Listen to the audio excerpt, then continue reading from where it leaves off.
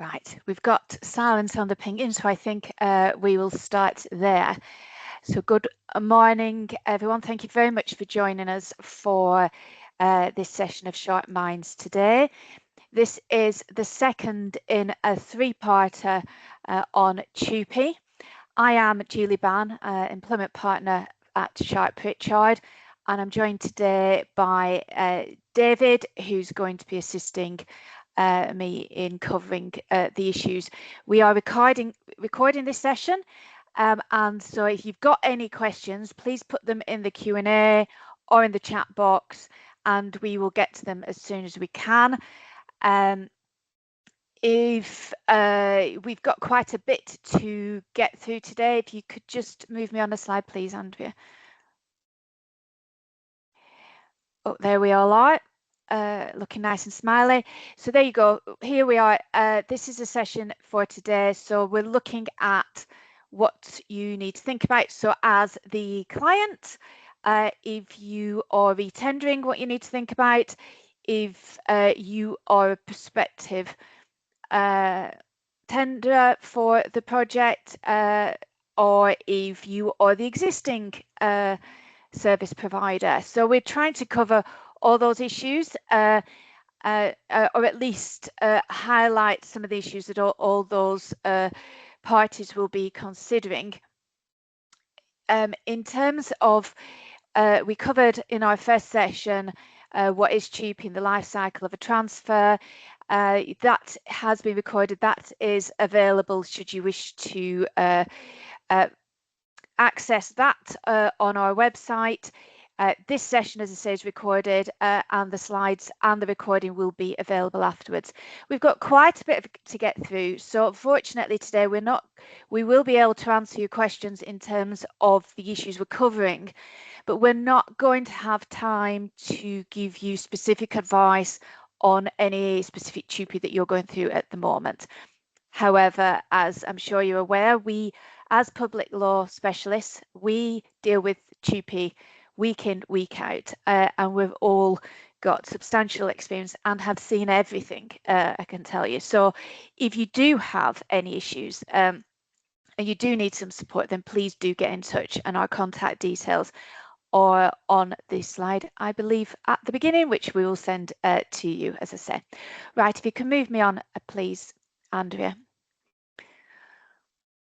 So we're covering when TUPE does apply, which terms and conditions transfer. We're covering employee liability information, so what information you are obliged to provide as the existing provider, what you do with it as the client, and what information you will be looking for as the new provider. This also covers the staffing information that you hopefully will get earlier in the TUPE cycle to enable any prospective service providers to appropriately bid. We're going to cover data protection, David will come in there, and also pensions under TUPE. So if we can move on a slide, please, we can look at what we're looking at. So this is effectively the scenario. We're working on the basis that there's an existing services agreement in place. It's reaching the end of the term, and the required services are essentially the same. So on the basis of it, TUPE may well apply. Now, as the clients, if you're the local authority and you are the client for these services, when you're coming towards the end of a services agreement, you're looking to re-procure that service. You are looking at whether or not the services are essentially the same. Is it the same amount you're requiring going forward? Are there any fundamental differences? If not, then you're working on the basis that TUPE may apply. Now, ordinarily, and probably in 90% of cases, as a client, what you would say in your tendering documents is TUPE may apply, please take your own legal advice on this. But there are certain circumstances where, as the client, you do want to probe a little bit into the information you've been provided by the existing provider. If you could move me on a slide, please, Andrea. So you under your service agreement, it is almost definitely going to say that you can request staffing information in the last 6 to 12 months of the contract term. And you need that to assess what services you need going forward to ensure that your tendering documents are clear and they're accurate. You need it to ensure that you provide sufficient information to prospective service providers so they can actually evaluate the service, assess the liabilities that they take on, and provide a clear and accurate bid, taking into account all eventualities, all the liabilities that they're going to adopt on the transfer. You also want that information as the client to assess it carefully in the context of the services that are being undertaken. Now, we've seen on a number of occasions when staffing information has been provided, the existing provider has put down every man and his dog on the staffing information and saying that basically all these people will transfer. And it may well be that you are their biggest client, and therefore if they lose your contract, that they won't need a finance manager, they won't need an operations manager, they won't need a team leader, but that doesn't mean to say that those people have a right to transfer.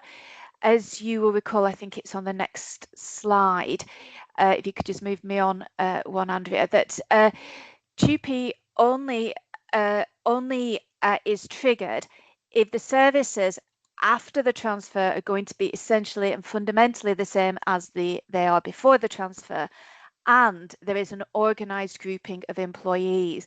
And what we're looking for organised grouping is that they've been intentionally allocated to the specific client or the contract by the current provider, that it's structurally organised within the organisation with that sort of named term. So this is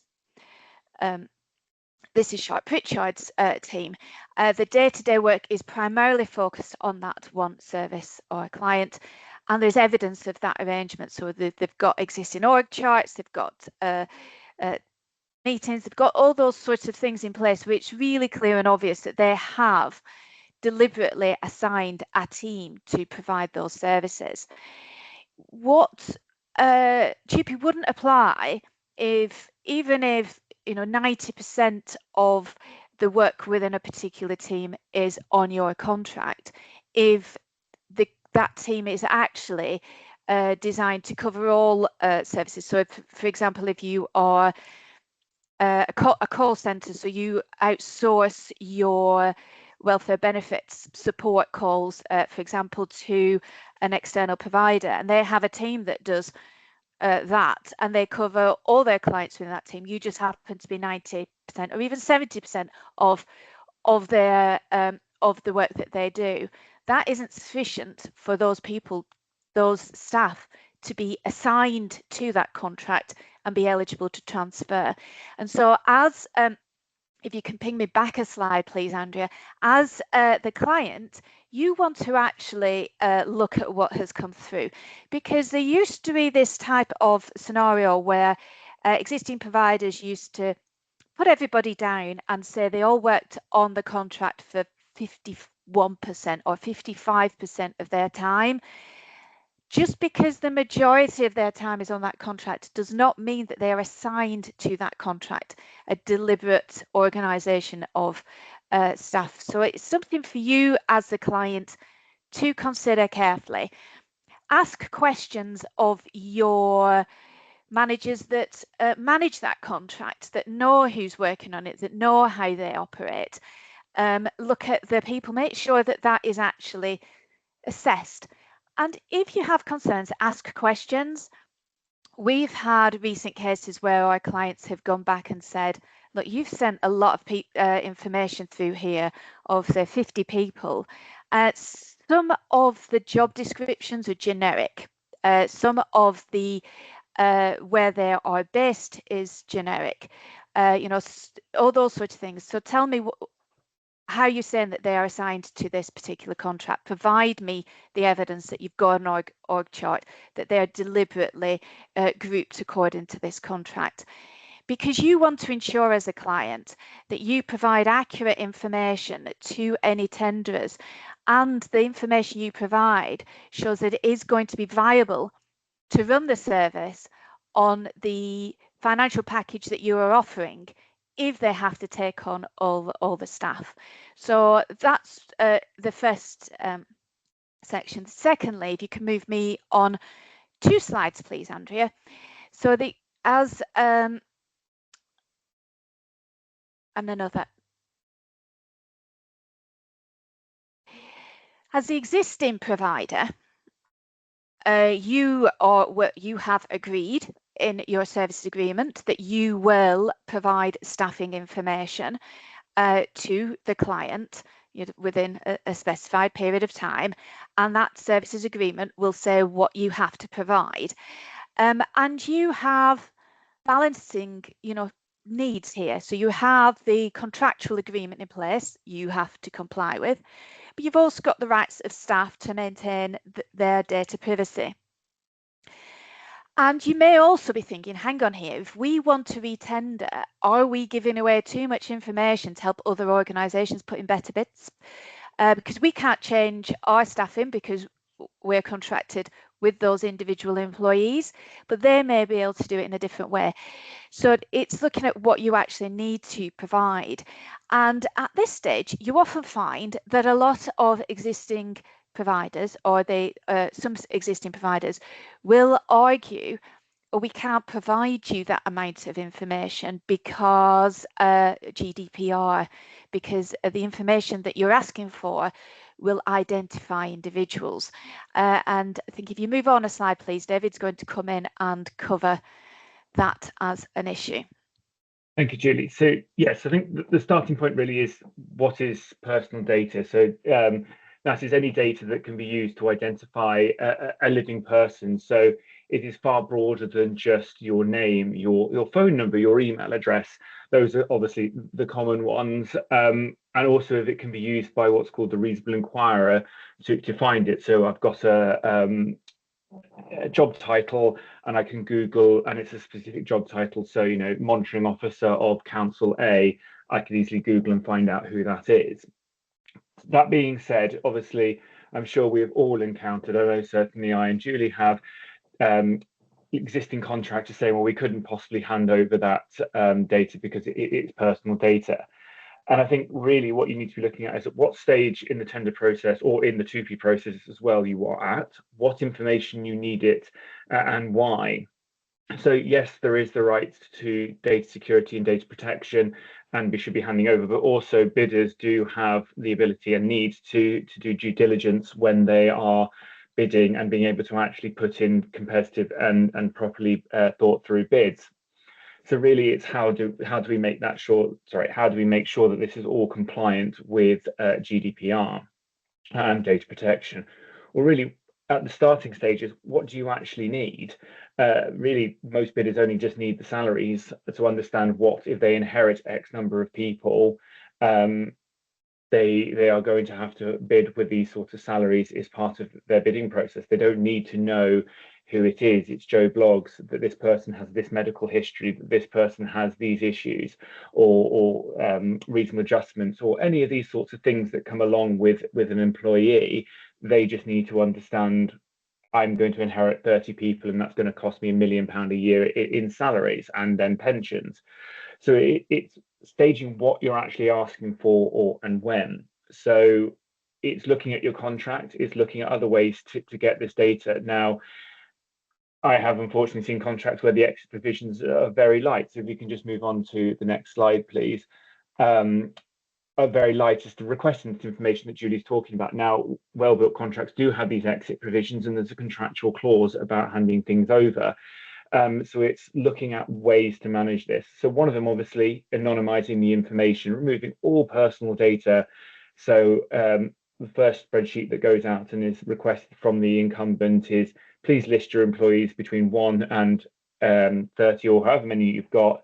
their job titles and their salary and any important benefits such as the LGPS or anything like this, which will have an impact on bidding, that information is less likely to identify people. And then obviously it gets updated as the process goes along, and only the successful bidder, if that is someone new, will actually get any more detailed information because they will require it. The other way is contractual obligations. Obviously, there's an exit clause in the contract, and it's managing it through that. Outside of this, there's obviously the GDPR itself and the Data Protection Act. So there's multiple different avenues that you as the contracting authority, you as the potential supplier, or you as the actual existing supplier can hand over certain information that is in compliance with the GDPR and also protecting people's rights. So such as contractual obligations, so obviously, as we've mentioned, there is that specific one. There's also legitimate interests. So the authority and the bidders do have a legitimate interest in seeing certain information so they are able to do their bidding processes properly. Now, obviously, it's still the same thing. We just need the salaries. We don't need their names, their national insurance numbers, any of that sort of information. And again, it's using these tools as part of the GDPR to get this information. The other thing about the GDPR outside of consent, which please don't rely on consent of individual employees for this one, because you've got 300, you need 300 obvious consents. They can all stack. So you can effectively rely on multiple different avenues under the GDPR in this sense together. The only one that's mutually exclusive is consent. So then it's this going this with the bidders of getting anonymized data, working out how you can get the vital information that bidders are going to need early stages to be able to hand out to bidders as part of the tendering process. So you're able to do this. Now, we've all encountered people going, no, we can't do this, we won't possibly do this. And it's really managing that process as both a contractual management process under the clauses using the GDPR, and also, I think, kind of pushing them for this information legally, going, you should be handing this over. And moving to the next slide to talk about this a little bit more, is GDPR is not a barrier, and I think a lot of people, and I'm sure we all had it in 2018 and 19 when GDPR said no. I mean, to even an extent, I emailed someone about my own personal data, Jim, and they said, sorry, we can't share that with you because of GDPR, when technically it was a data subject access request. So, people still use it as computer says no.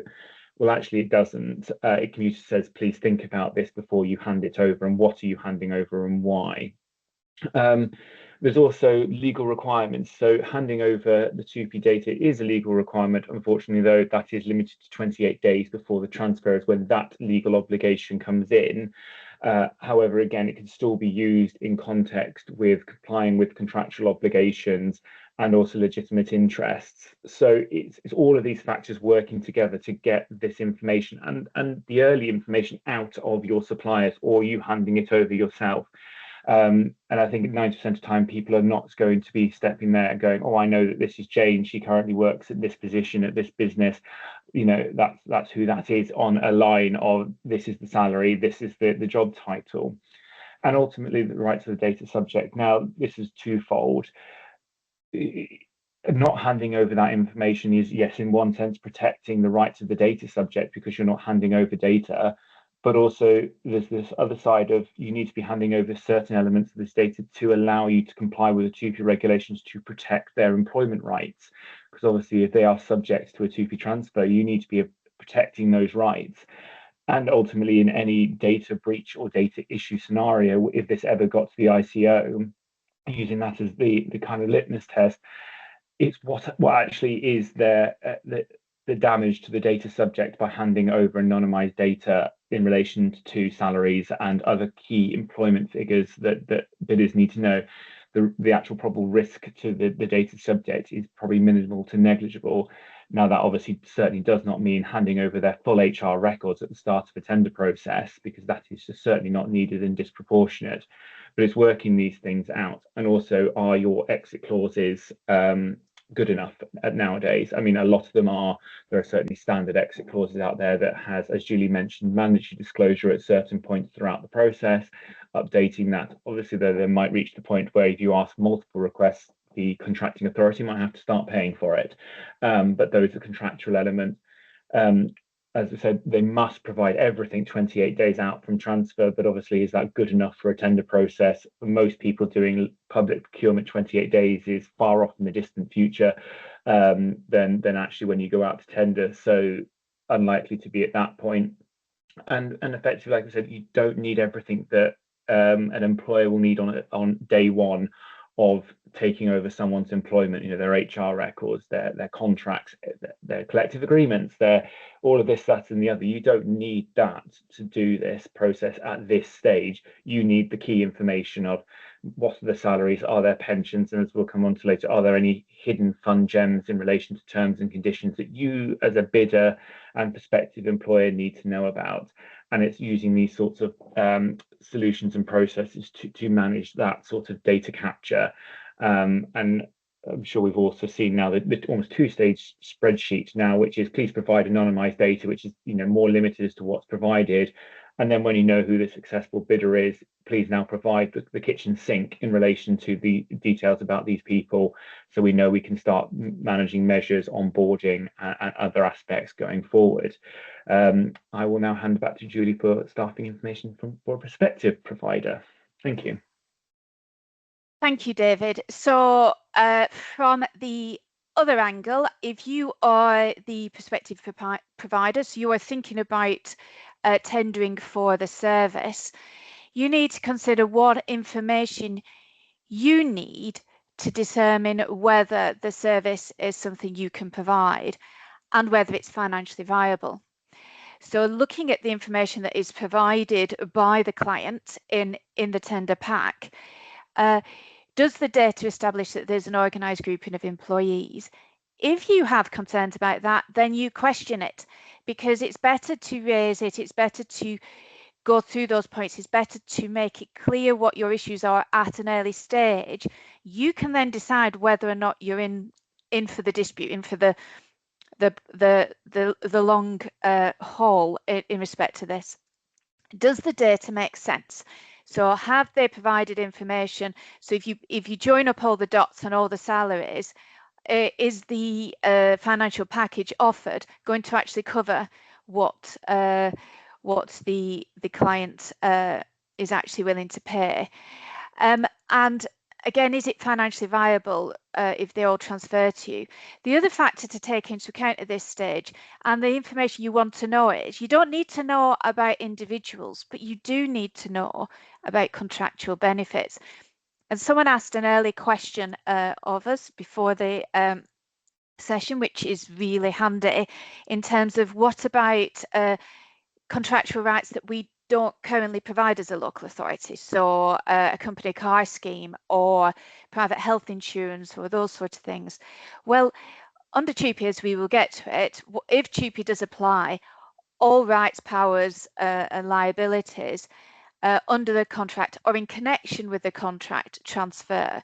So if the current staff have the right to have a company car, that right will transfer to you as the prospective provider.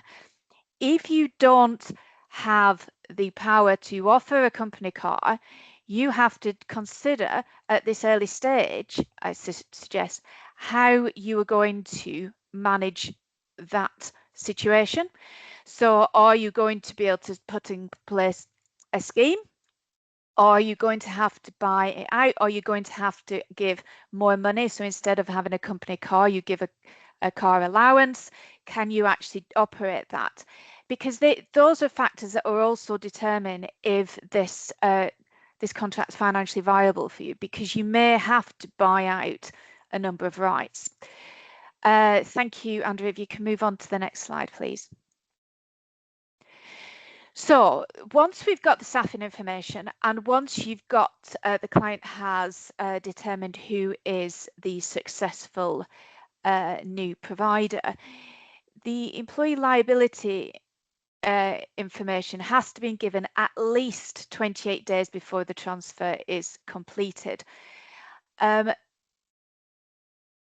what you really want is that information at a much earlier stage, because both the existing provider and the new provider have obligations for information informing and consulting staff, and on negotiating if there are any proposed measures, or negotiating in respect of that. The new provider may be proposing to change how the service is operated. There may be potential redundancies where under the existing redundancy policy or under the contractual redundancy policy that transfers over potentially, that they have to give, you know, a 30 days consultation. So this is information that you want to really get as soon as possible, because it benefits the staff. And I think the most important thing to remember in TUPE is it's a power to protect the rights of individuals. And you as the existing employer, or you as the new employer, or you as the client that is facilitating this process, that must be the main aim, that the staff rights are protected. If they've got the rights, they have those rights should be protected. So I think it's really important that you can that you do take into account these factors. You do provide the information as early as possible, and it does include the information of anybody on maternity leave or sick leave or any other form of leave. It probably does cover people if they're on secondment, if they remain assigned to this particular service. It may cover a variety of other people. So it's something to factor in, just ensuring that you have the accurate information so you can start assessing how you're going to consult with those staff members. If you can move on a slide, please.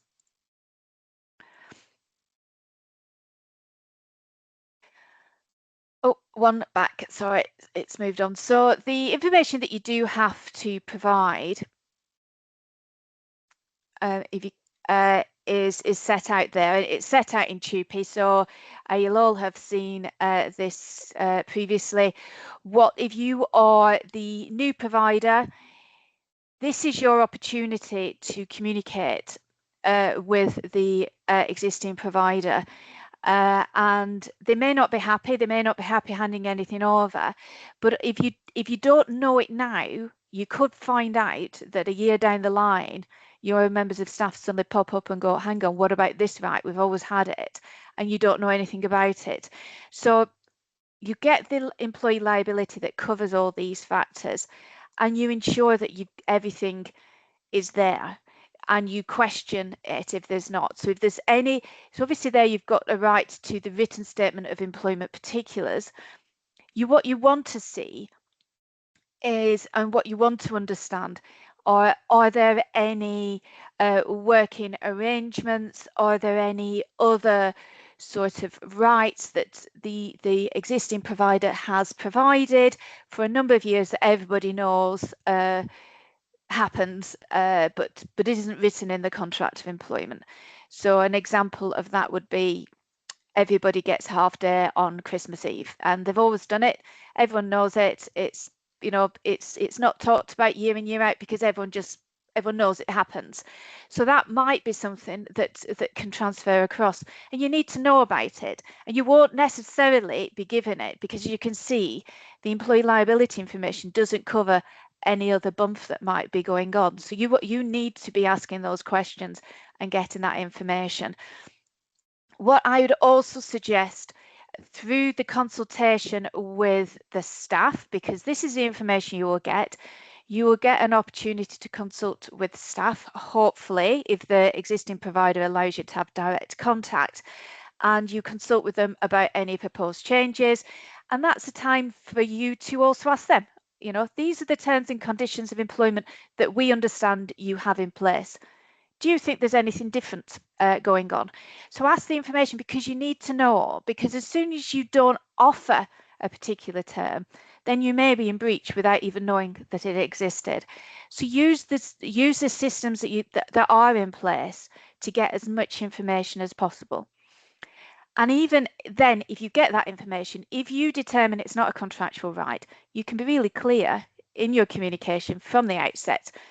You know, we've been led to believe that this was a working arrangement. We've assessed it. We do not consider it's a contractual right. We will not be continuing it. And then it's upfront. It's transparent. It's clear. Next slide, please, Andrea. So this is some of the I can come in as well, yes, yeah. on Julie. So yeah, these are some of like the common issues we see or people have concerns about during any stage of a TUPE transfer. Really, certainly, public procurement is whose responsibility is for the ELI and getting it. And obviously, where there is very strong contractual obligations, obviously the contracting authority can receive it and publish the anonymized, the data as part of that, but the responsibility still remains with the incumbent supplier to make sure that that is accurate, and if there are suddenly substantial changes, that is updated.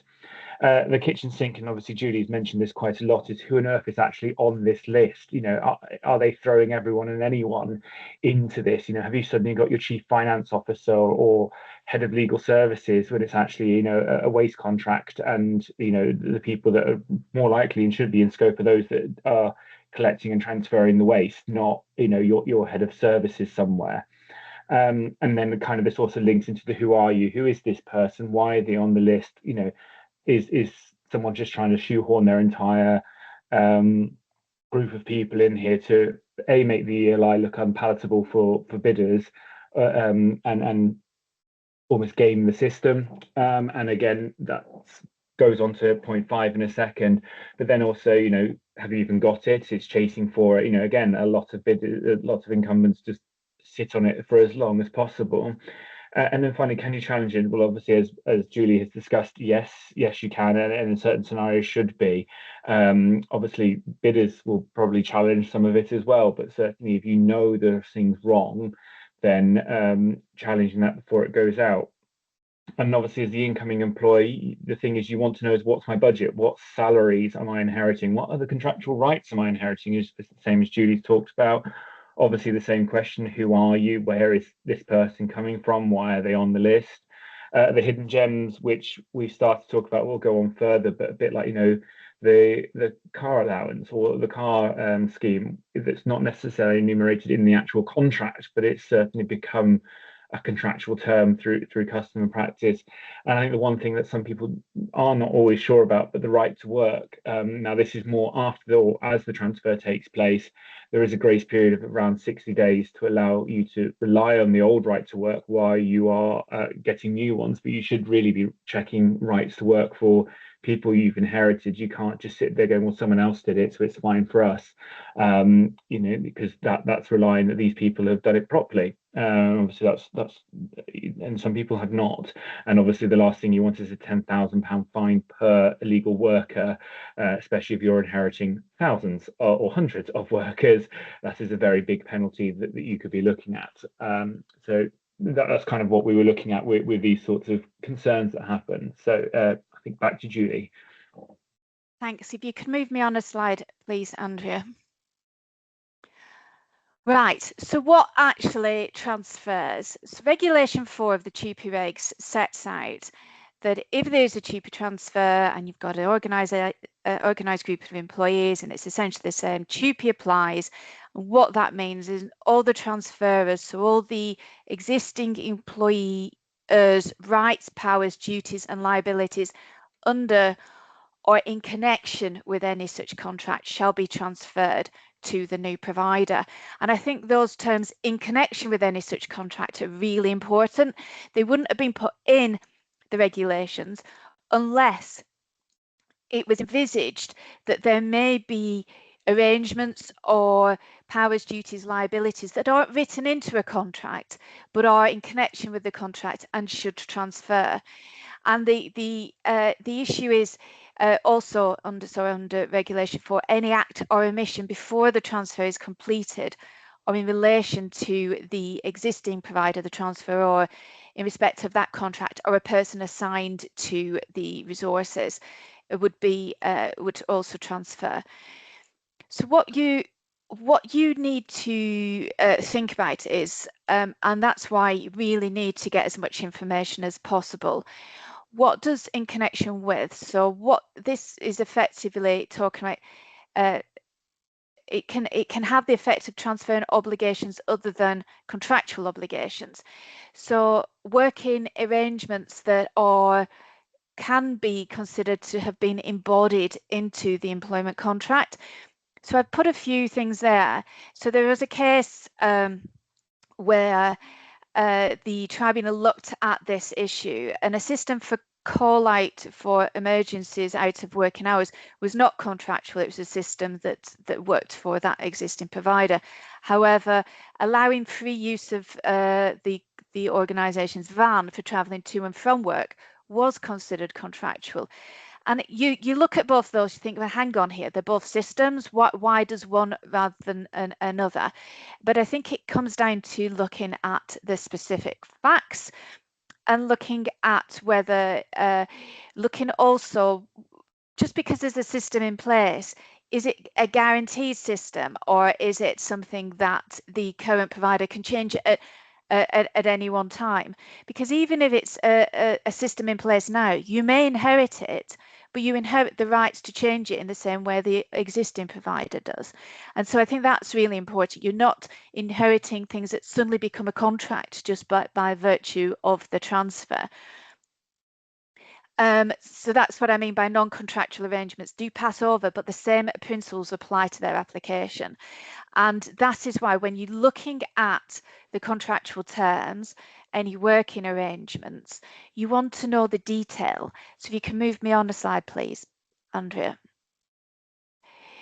So so these are the things that do transfer across from, and it basically effectively means as the new provider, you are the old employer is stepping out of the shoes of the or taking off the hat of the employer, and the new provider comes and puts that hat on. So the employees carry on as they were, except for there's just a different person that's named as their employer. That is effectively what should happen. And you should tell them, obviously, that's set out there, should tell them about the change of employer in writing and confirm what their terms and conditions are, and what, if there have been any proposed measures, what has been agreed. Next slide, please, Andrea. So let's look at this. So what transfers? Obviously, anything that's written in the contract of employment transfers. So you've got the job title and role, which are obvious. You've got pay, including any overtime pay. So if it's in the contract and they've got a right to it, then that transfers. Contractual bonuses, commission. Now, often such matters are classed as discretionary. So you've got a discretionary bonus, you've got a discretionary commission, you've got discretionary performance-related pay, you've got a discretionary right to a cost of living increase, and that transfers over. So it transfers over. It doesn't suddenly become right because the old provider always exercised their discretion and always gave us a 2% cost of living increase, that you have to do so. What it means is the right to have a discretionary pay increase transfers across. And as a new provider, you've got to look at what is actually discretionary. So can you is it discretionary when you look at it? Is it discretionary how much you apply? Is it discretionary who you apply it to? Because they're the things that the discretion might still have limits. So you need to look at what is in place. Sick leave and pay, any allowances, insurance-based benefits, contractual enhanced redundancy pay. So there's been case law that says, enhanced redundancy pay, if it's in a policy and it's non-contractual, that wouldn't necessarily transfer. So you need to know what is contractual, what isn't. Holiday leave pay, any arrangements for carrying over holiday from previous leave years, etc. So those are things that are actually in the contract of employment. Check out what the terms actually say that are in there. If it refers to discretion and refers to a different policy that sets out what the discretion is, you need a copy of that. You need to know what you are taking on. Also, the terms and conditions transfer are any terms that are incorporated into the contract through collective agreements between the previous employer and a trade union. So they will be transferred across to you for the lifetime of those particular arrangements. And any other contractual terms from other sources, such as staff handbook or policies. And any terms that might not be in the employment contract but are so obvious for the job that they didn't need to be written down. You know, a lorry driver needs a valid driving license, etc. So those sort of things. If you can move me on a slide, please. So we're looking at the other terms. So you've got terms that are written down in the contract. You've got terms that are incorporated in by collective agreement. They're all tends to be written down. The other gems, the hidden gems, as David referred to them earlier, are those terms that are implied into the contract by virtue of custom and practice. Now, as you know, custom and practice is basically a situation where contractual terms can be implied into the contract, but only if they are clear, they're defined, that everybody knows what they are. So they're clear, defined, they know what they are. It may be something that is sector specific, that is so obvious within that custom and practice within that sector. It may be something that is just built in with that in that particular employer. And this is why you need to communicate with the old provider. I've always got my birthday as a day off. It's something that everybody gets. It's always been in place. It's been in place since I've been there. Everybody gets it. Everybody knows that you get it. You don't have to ask for it. You don't get authorization. You just take it as holiday because it's your birthday. We always close for 4 days over Christmas. Don't need to use annual leave. Part of a share incentive scheme that isn't written down.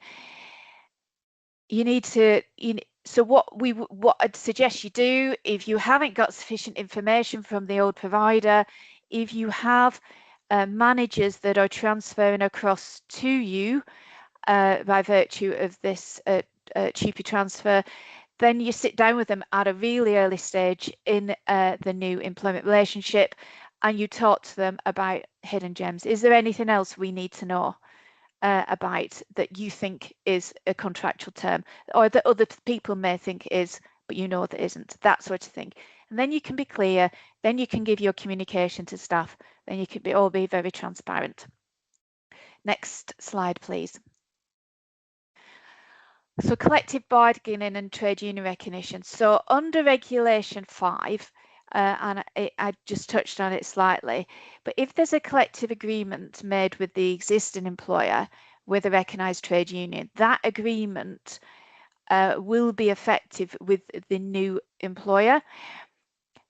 So the terms that are already in place. So it may say, for example, the collective agreement may say that it's agreed on the 1st of March that there's going to be a 2% pay increase effective as of the 2nd of April. It will be paid in July and it'll be backdated. So that's an agreement. It's in place. It's defined. It's guaranteed. And as such, as the new provider, if you take over that contract on the 1st of April, you take over that responsibility of paying that additional sum and paying it in the terms that have been agreed. If the collective agreement says that from 2027, we will start negotiating the new pay rise as of the 1st of February, and it will be implemented as of the 1st of April.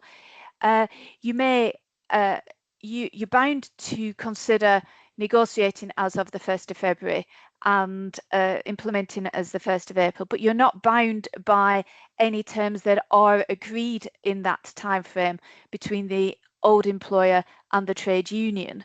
you're only any new terms will be the ones that you actually agree, and that comes under sort of regulation 4A. So the main regulation, the TUPE transfer regulation, does not transfer any rights, powers, duties and liabilities in relation to collective agreement if the provision of the collective agreement is agreed after the date of transfer and the transferee, so the new provider, is not a participant in that collective bargaining for that provision. So what we're saying is, just because and we'll come to it, you may transfer the trade union recognition for those people, but the fact that that trade union is still negotiating with the old provider and coming up with terms after the transfer doesn't mean that you are bound by those. Next slide, please. And as I say, under Regulation 6 of TUPE, the effect of a relevant transfer is that if the organised grouping of employees maintains its identity after the transfer, and there's a recognised trade union in place in respect of those employees, so they're part of a bargaining unit, and there's a trade union that is recognised by the old provider to negotiate terms in respect to those employees, the trade union will be deemed to be recognised by the new employer to the same extent in respect to that group of employees.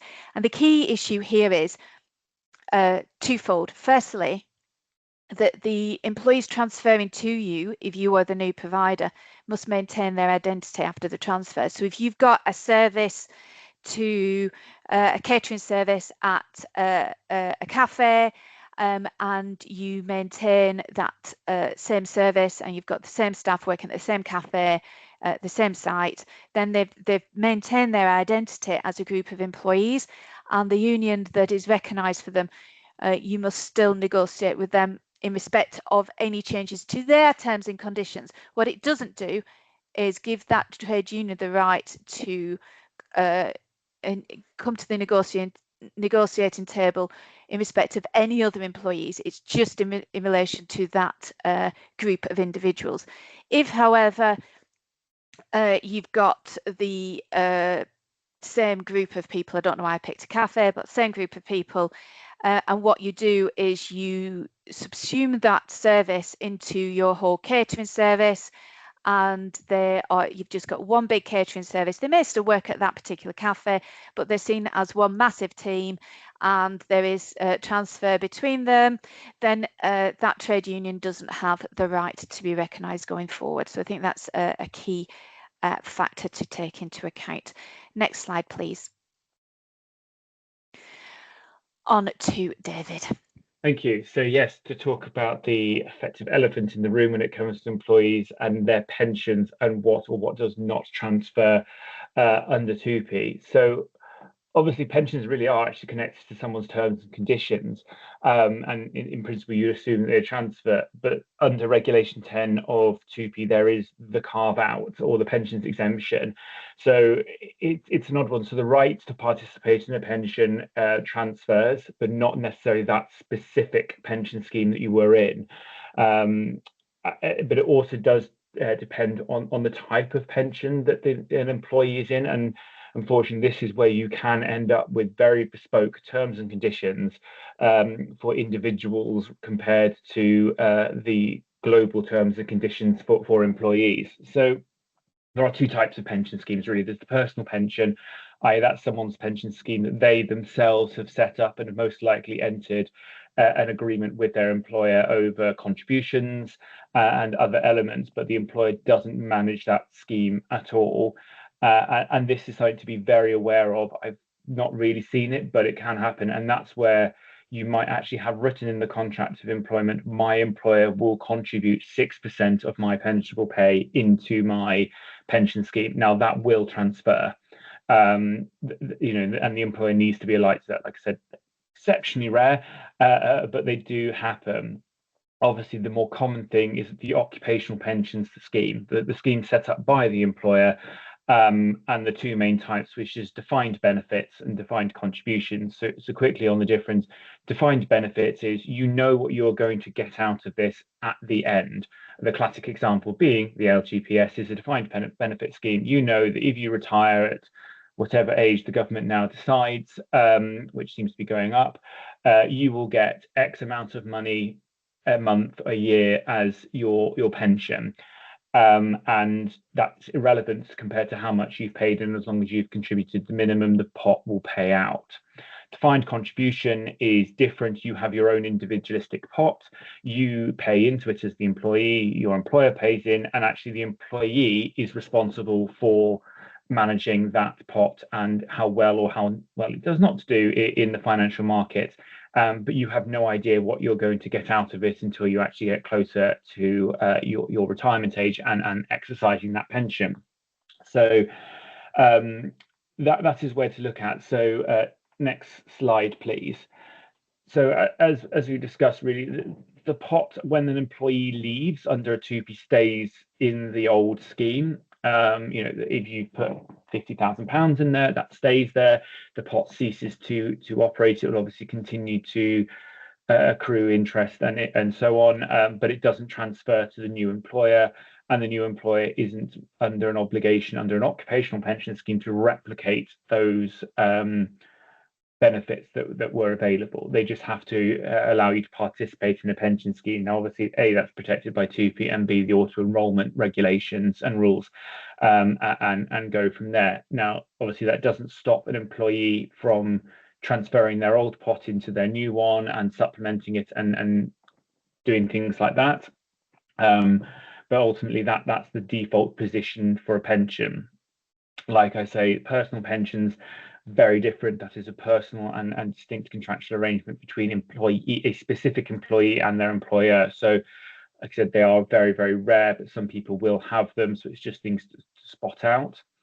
And because in employment we love a carve out to a carve out to a carve out, now we'll mention this further, is the Beckman rights when it comes to pensions. So these are enhanced features that pension schemes can offer. So early retirement, ill health retirement, and survivors benefits, they will transfer under the pension scheme, under TUPE, and they're called Beckman rights because that came from the case law of Beckman in the NHS. And those specific parts of a pension scheme, if they're part of the scheme, will transfer out. Most employers don't provide that as part of a pension scheme. They will provide those sorts of things under a form of life assurance policy, which is obviously a very distinct entity compared to a pension pot. So these are things that just need to be aware of. And when you're looking, like I said, personal pensions are unlikely to raise their head in 90% or 99% of transfers, but it is just something to look at. So next slide, please. Again, just a bit more of a detail of employer obligations, occupational pension schemes and defined benefits and defined contributions. And that you have to offer the right to participate in a pension. Now, where an employee doesn't want to participate in that pension, there's two options really. They get to do their own, or they're automatically enrolled in your pension scheme, and which is usually the Nest scheme or the name of. Obviously, anyone can opt out of a pension scheme, and then they get paid obviously their pension contributions, and it's to them to do. Obviously, if they opt out, you need to make sure that you re-enroll them. I think it is every 3 years, and give them the option to re-opt out again every time. But really, unless there's contractual rules that, i.e. my employer has agreed to pay the entirety of the minimum contributions into the pension scheme, which I think sits around 12%, and I pay nothing, so I get all of my salary, by normal national insurance and income tax deductions. I have no pension deduction, so I get more of my salary each month.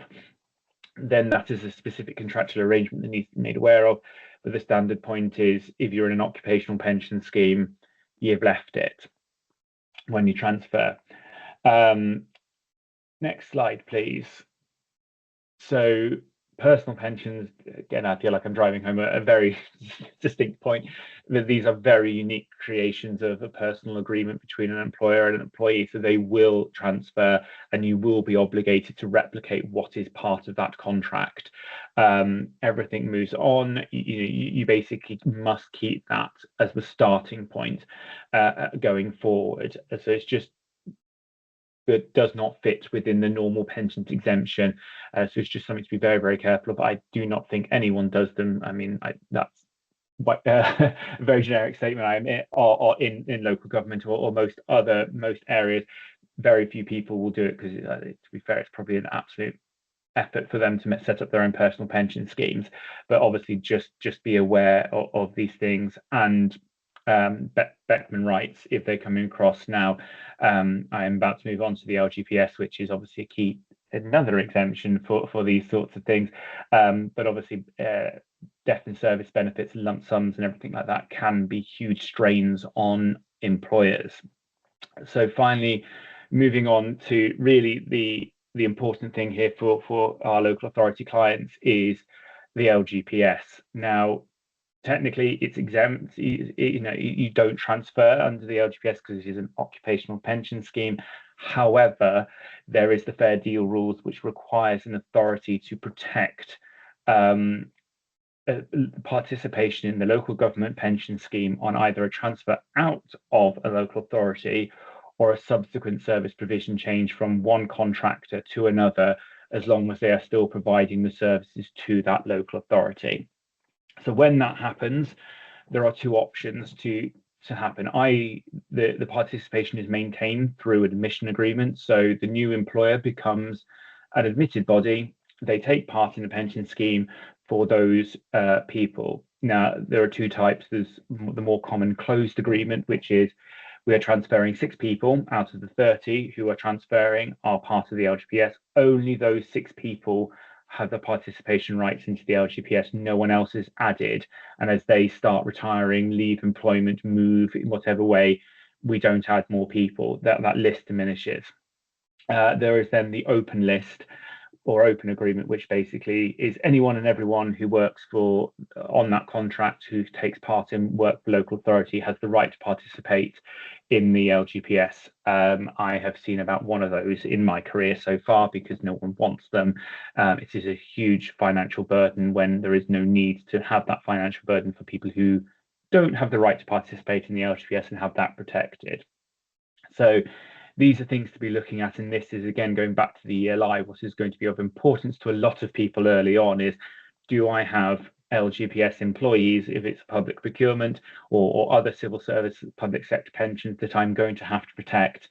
If so, how are we going to arrange this in the contract? Also, other elements of the contract is who pays for what, in the sense of pension strain on retirement over the age of 55, the pension strain into early ill health retirement, and things like that, and where the risk liability lies with those. But ultimately, the main position is on a TUPE transfer out of the local authority or service provision, second generation service provision change, where it's still maintaining work for that local authority. Those who are in the LGPS have that protected. There is also the slight other way of doing it is, if they don't want to become an admitted body, there is providing what's called a broadly comparable scheme. Now, these have to be approved and certificated by an actuary who knows what they're talking about. It is not someone just says, I've got a scheme. It has to be broadly comparable at the time you're transferring out, or there is a transfer taking place. So if you transfer out today and it's on a broadly comparable scheme, and then the LGPS rules change in 9 months' time and you reprocure, it's what was now, not what happened later down the line that you compare it against. I have started to see more of those, but they are larger and larger businesses. Most people take this more simplistic route and administratively simplistic route of the admission agreement. So quickly moving on to the next slide is just kind of just really is setting home the regulation 10 of what carves out. Effectively, it's an occupational pension scheme. Anything that's looks like is an occupational pension scheme is carved out. It does not transfer to the new employer, other than the right to participate in a pension scheme. Obviously, LGPS, NHS, teachers' pension, civil service pension schemes are different. It's enhanced protections for those, and also personal pension schemes. So at least there is some understanding that you just have to offer a pension. It's a right to participate in a pension, not a right to have my old occupational pension scheme replicated at my new employer. And then lastly, before we finish, in the occupational pension scheme, like I said, the Beckman rights, these are just to be aware of. But if you are dealing in the LGPS environment, certainly these are covered. The LGPS has its own version of these, ill health and early retirement. So obviously that will all be captured as part of your admission agreements and those sorts of schemes as transfers take place. So it's not something additional for you to worry about if you're dealing with the LGPS. It's more in the sense of you're dealing with occupational pension schemes that have gone further than just employers offering the bare minimum auto enrollment schemes.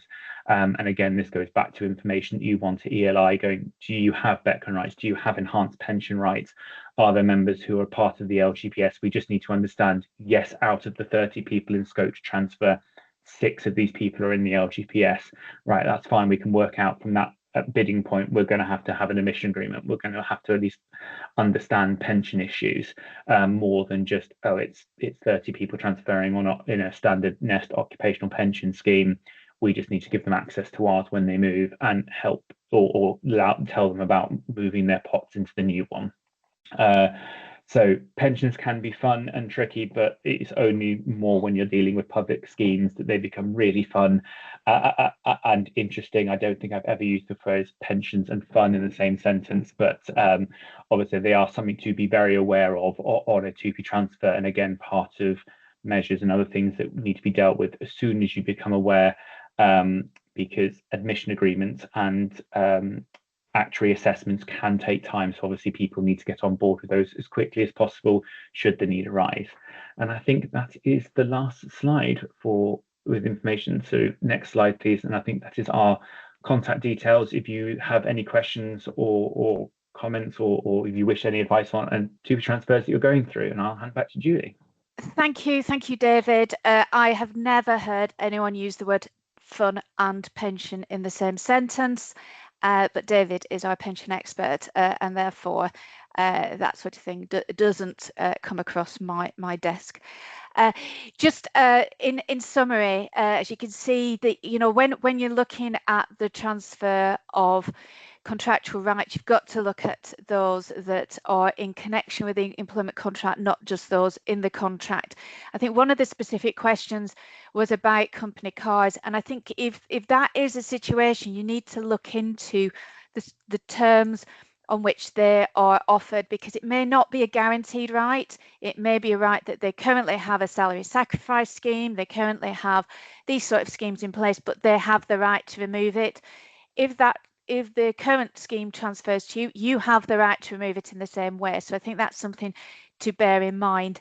And finally, what I would suggest when you are in the process of looking to re-procure a contract, recheck the terms of the services agreement you are wanting to give. Make sure that the exit provisions, the information you're requesting in terms of staffing information, is actually going to assist you and the new providers in assessing whether people do apply, because quite often it's a model clause that has been used for a very long time, that hasn't always been drafted with the practicalities of employees' arrangements in mind. So do give it another assessment before you do use it. If you've got any questions, we are very happy to assist going forward. But thank you very much for joining us, and hopefully we'll see you. I think we've got another slide at the next session. David's puns, who am I to become? On the 19th of November, it will be via Teams, and we're going to be looking at some more sort of the more tricky TUPE situations. So please do join us for that. If, as I said, if you've got any questions, just give us a bell. But thank you very much for participating.